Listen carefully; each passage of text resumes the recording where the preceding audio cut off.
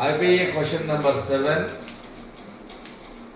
Junior inter English question పేపర్లో intermediate public examination question పేపర్లో ఉండబోయేటువంటి question number 7లో articles ఉంటాయి. Articles అనేటువంటివి రెండు రకాలు ఉన్నాయి. ఒకటి ఇండెఫినెట్ ఆర్టికల్. ఇండెఫినెట్ ఆర్టికల్స్ అనకూడదు, ఇండెఫినెట్ ఆర్టికల్ అని మాత్రమే అనాలి. ఇదేంటి అంటే ఏ లేదా యాన్, ఏ లేకపోతే యాన్, ఒకటే ఉంది, రెండు లేవు ఇక్కడ. ఏ అండ్ యాన్ అంటే 1+1 అని అర్థం. ఏ ఆర్ యాన్ అంటే అది లేకపోతే ఇది అని అర్థం. కాబట్టి ఇక్కడ ఏదైనా ఒకటే ఉంది. ఏ అంటే అర్థం ఏంటి? ఒకటి, 1. యాన్ అంటే కూడా ఒకటే. అయితే ఏ ఎక్కడ పెట్టాలి, యాన్ ఎక్కడ పెట్టాలి అనేటువంటిది ఇక్కడ మనకి క్వశ్చన్. దీన్ని డాష్ అంటారు, అనకూడదు వాస్తవానికి. ఇక్కడ చూడండి, ఐ యామ్, చాలామంది యామ్ ఇలా రాస్తారండి. ఐ స్పేస్ ఇవ్వకుండా ఇలా రాస్తారు ఐ యామ్ అనేటువంటిది. చాలా తప్పు, స్పేస్ ఇచ్చి తీరాలి. అలా స్పేస్ ఇవ్వకపోతే ఇది చాలా తప్పు అనమాట. Now that's I am blank teacher అని ఒకటి వచ్చింది. దీన్ని డాష్ అనకూడదు, దీన్ని బ్లాంక్ అనాలి. I am blank teacher. ఇక్కడ ఏం రావాలి? ఏం రావాలా? Very good, okay. He is blank European. ఇక్కడ ఏం రావాలి అమ్మా? యాన్ రావాలని చెప్పారు కదా, తప్పమ్మా, ఏ రావాలి. ఇప్పుడు మన క్వశ్చన్ ఏంటంటే, ఒక బ్లాంక్ పక్కన వచ్చేటువంటి వర్డ్ని బేస్ చేసుకుని ఇక్కడ ఏ రావాలా లేకపోతే యాన్ రావాలా అనేది డిపెండ్ అయి ఉంటుంది. ఇప్పుడు ఏ పెట్టాలన్నా యాన్ పెట్టాలన్నా అనేది ఒక పెద్ద ప్రశ్న. ఎందుకు యూరోపియన్కి ముందు యాన్ రాదు, ఏ ఎందుకు వస్తుంది అనే దాని గురించి చూద్దాం. మామూలుగా మనకి స్కూల్ లెవెల్లో టీచింగ్ ఎలా ఉంటుందంటే, షార్ట్ కట్లో చెప్తారు, టిప్స్లో చెప్తారు, టెక్నిక్స్లో చెప్తారు. డీప్గా వెళ్ళరు. వెళ్ళకపోవడానికి రెండు కారణాలు. ఒకటి, వాళ్ళకి తెలియదు. రెండవది, తెలిసినా కూడా అంత డీప్గా వెళ్ళారనుకోండి ఎక్కువ నోట్స్ ఇవ్వాల్సి వస్తుంది, టైం సరిపోదని. కాబట్టి తెలిసినా కూడా మాస్టర్లు చాలామంది చెప్పరు. It can be male teacher or female teacher.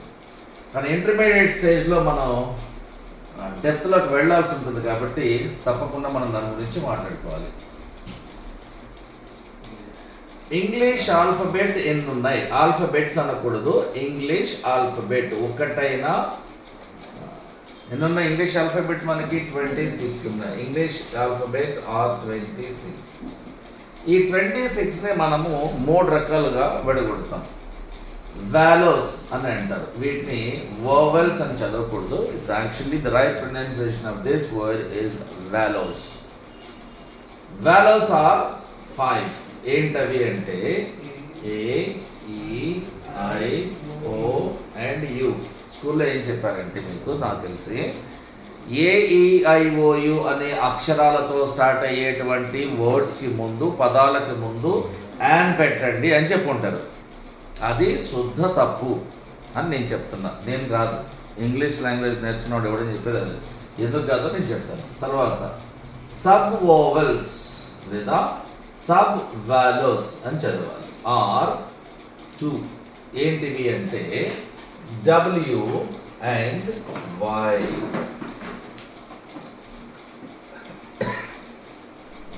ఎందుకంటే వీటిలో సగమేమో కాన్సనెంట్ సౌండ్ వస్తుంది, సగమేమో వోవెల్ సౌండ్ వస్తుంది. కాబట్టి వీటిని సబ్ వాలోస్ అని అంటారు.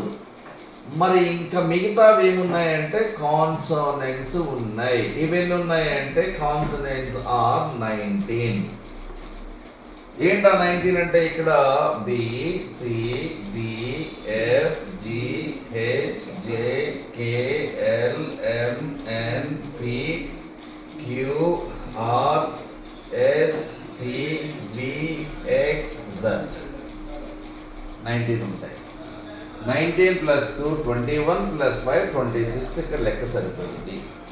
ఇదంతా ఓకే. ఇప్పుడు మన క్వశ్చన్ ఏంటంటే ఏ ఎక్కడ వాడాలి, యాన్ ఎక్కడ వాడాలి అంటే మనకి 5 వాల్ లెటర్స్ ఉన్నాయి.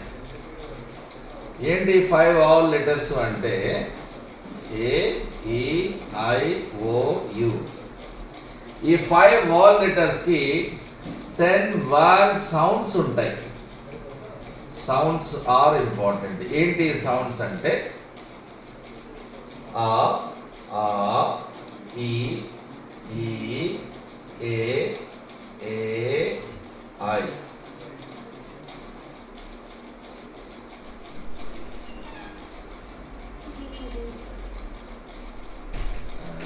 Not happy with this. A and I. తర్వాత O and O. Vowel letters ముందు కాదు పెట్టాల్సిందే యాన్. వోవల్ సౌండ్స్ ముందు పెట్టాలి. వోవల్ సౌండ్స్ ఎన్ని ఉన్నాయి? 10 ఉన్నాయి. 10 వోవల్ సౌండ్స్ 1 2 3 4 5 6 7 8 9 10 ఉన్నాయి. సో ఇప్పుడు ఒక బ్లాంక్ పక్కన మీరు డాష్ అంటున్నారు, అనకూడదు. బ్లాంక్ పక్కన వచ్చేటువంటి వర్డ్ బిగినింగ్ లో ఓవల్ సౌండ్ ఉంటే యాన్ పెట్టాలి. ఈ బ్లాంక్ పక్కన వచ్చేటువంటి వర్డ్ బిగినింగ్ లో వాల్ సౌండ్ అనేటువంటిది లేకపోతే ఏ పెట్టాలి. ఓవల్ లెటర్ కాదు ఇక్కడ. అంటే అర్థం ఏంటి? ఇక్కడ మీరు అర్థం చేసుకోవాల్సిన point, it is only sound based. సౌండ్ని బేస్ చేసుకుని మనం యాన్ పెట్టాలి, కానీ లెటర్ బేస్డ్ కాదు. కాబట్టి not letter based but only sound based. So ఏఈఐఓకి ముందు కాదు పెట్టాల్సింది, ఈ సౌండ్స్ ముందుకు పెట్టాలి. ఎలా వస్తాయి ఇవి అనేటువంటిది ఇప్పుడు మనం ఇంకొంచెం ప్రాక్టీస్ చేసుకున్నాం.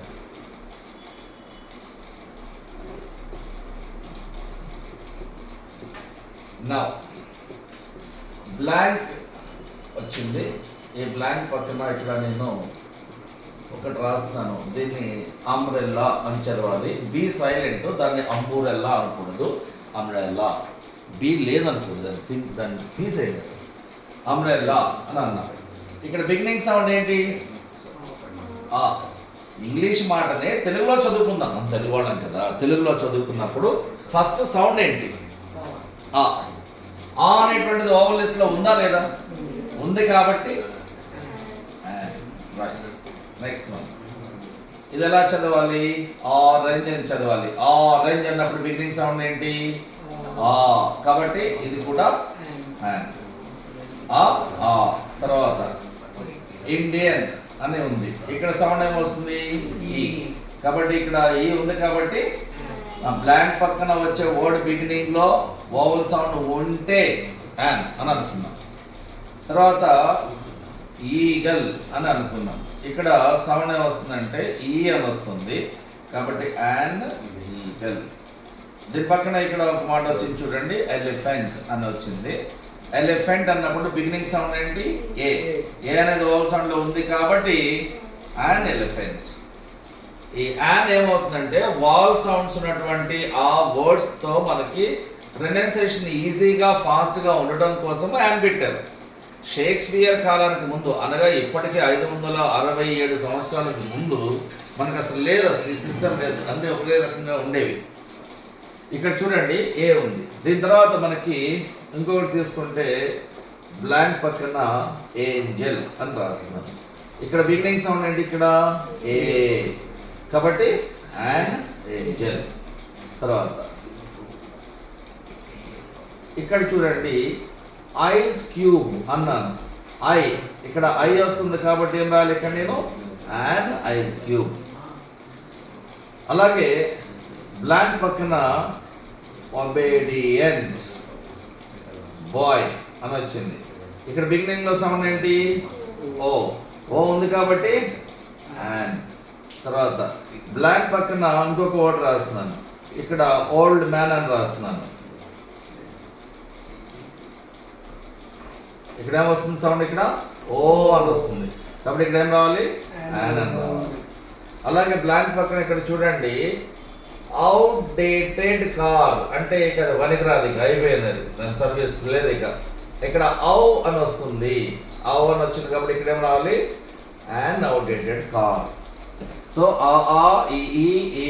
ఐ ఓ అనేటువంటి సౌండ్స్ మీద రావాలి. అయితే ఇప్పుడు మీకు డౌట్ రావాలి, మాస్టారు మా స్కూల్లో AEIOU అనే వాటికి ముందు రాయమన్నారు, ఇక్కడ కూడా అవే ఉన్నాయి కదా, యు తీసుకున్నా, ఓ తీసుకున్నా, ఐ తీసుకున్నా, ఈ మళ్ళీ AIOO అక్కడ యు ఉంది. సో AEIOUతోనే వచ్చినాయి కదా, మరి ఇంకా కొత్తగా ఏముంది అని అంటే ఇక్కడ బ్లాంక్ ప్లస్ ఇక్కడ యూరోపియన్ అని వచ్చింది. యూరోపియన్ అన్నప్పుడు బిగినింగ్ సౌండ్ ఏంటి, ఇక్కడ యు అని వచ్చింది. యు అనేది ఓవల్ సౌండ్స్లో లేదు కదా, ఇగో అవులో లేదు కదా, లేదు కాబట్టి ఏ రావాలి. సో యూరోపియన్ అనేది కరెక్ట్. అలాగే యూనివర్సిటీ అని వచ్చింది, యూనివర్సిటీ అన్నప్పుడు కూడా యు అని వస్తుంది కాబట్టి ఈ ఓవల్ సౌండ్ లేదు కాబట్టి లెటర్తో మనకు పనిలే, అది ఓవల్ లెటర్ కూడా అవ్వచ్చు అయినా సరే. అలాగే మనము RMP క్లినిక్ అని తీసుకున్నాము. అనేటువంటిది వాస్తవానికి ఓవల్ లెటర్ కానే కాదు, కాన్సోనెంట్ లెటర్. కానీ ఇక్కడ RMP అన్నప్పుడు బిగినింగ్ సౌండ్ ఏంటి, కాబట్టి ఓవల్ సౌండ్ ఉంది కాబట్టి అని రాసుకున్నాము. సో బ్లాంక్ పక్కన వచ్చే వర్డ్ బిగినింగ్లో ఓవల్ సౌండ్ ఉంటే యాన్ పెడతాము, లేకపోతే ఏ పెడతాము. Let's go through some more examples regarding this. ఇక్కడ LIC ఏజెంట్ అని రాశాను. మరి ఎల్ అనేది ఓవల్ సౌండ్ కాదు, ఓవల్ సౌండ్ ఉంది. ఎల్ అన్నప్పుడు చూడండి బిగినింగ్లో ఏముంది, ఇక్కడ బిగినింగ్ సౌండ్ ఏ ఉంది కాబట్టి మనకి ఏ ఉంది కాబట్టి యాన్. కానీ ఎల్ అనేది ఓవల్ లెటర్ కాదు, కానీ సౌండ్ ఉంది కాబట్టి ఇది లెటర్ బేస్డ్ కాదు, ఓన్లీ సౌండ్ బేస్డ్. నౌ నాకు ఒక SMS వచ్చింది, ఇప్పుడు నేను చెప్పాను I received blank SMS. SMS అన్నప్పుడు బిగినింగ్ వచ్చిందమ్మా ఏ. ఓవల్ సౌండ్ ఉంది కదా, S is not oval letter but it has vowel sound కాబట్టి ఏం కావాలి ఇక్కడ అండ్. అలాగే MMTS అని ఒకటి ఉంటుంది హైదరాబాద్లో, మల్టీ మోడల్ ట్రాన్స్పోర్ట్ సర్వీస్ అని అంటారు, ఎలక్ట్రిక్ ట్రైన్స్ ఉంటాయి. MMTS పాస్ అని ఉంది సింగులర్, బిగినింగ్ సౌండ్ ఏంటి ఇక్కడ ఏ కాబట్టి ఇక్కడ ఏం రావాలి అండ్ MMTS పాస్. మరి M కానీ S కానీ L కానీ ఓవల్ లెటర్స్ కాదు, కానీ ఓవల్ సౌండ్ ఉంది కాబట్టి ఓవల్ సౌండ్ ఉంటే యాన్ పెట్టాలి, లేకపోతే ఏ పెట్టాలి. ఫర్ ఎగ్జాంపుల్ ఇక్కడ ఓ అనేది ఓవల్ లెటరే, నేను కాదనట్లా. ఇక్కడ చూడండి వన్ వే టికెట్ అని వచ్చింది, ఇక్కడ వన్ వే టికెట్. ఓ అనేది ఓవల్ లెటరే కానీ సౌండ్ ఏంటి ఇక్కడ వన్ వే అన్నప్పుడు బిగినింగ్ సౌండ్ ఏంటి వా అనేది ఓవల్ సౌండ్స్ లో ఉందా, లేదు, అవి కాబట్టి ఇక్కడ ఏ రావాలి. అలాగే బ్లాంక్ ఇయర్ అని వచ్చింది, దీన్ని ఇయర్ అనకూడదు అలాగని జియర్ అనకూడదు, ఈ ప్లస్ జా రెండో కలిపితే వచ్చేది జియర్ అని అనాలి. సో వైతో స్టార్ట్ అయ్యే వాటికి ఎప్పుడు కూడా ఏనే పెట్టండి, అలా కాకుండా దీన్ని ఇయర్ అని చదువుతాం, ఓవల్ సౌండ్ ఉంది కాబట్టి అండ్ ఇయర్. అమెరికన్ అని వచ్చింది, ఏం రావాలి ఇక్కడ అమెరికన్ అన్నప్పుడు ఆ సౌండ్ వచ్చింది కదా కాబట్టి అండ్ అమెరికన్. అలా కాకుండా యూనిట్ అని వచ్చిందమ్మా, యూనిట్ అని వచ్చింది, యు అనేది వస్తుంది ఇక్కడ. యు అనేది మనకి ఓవల్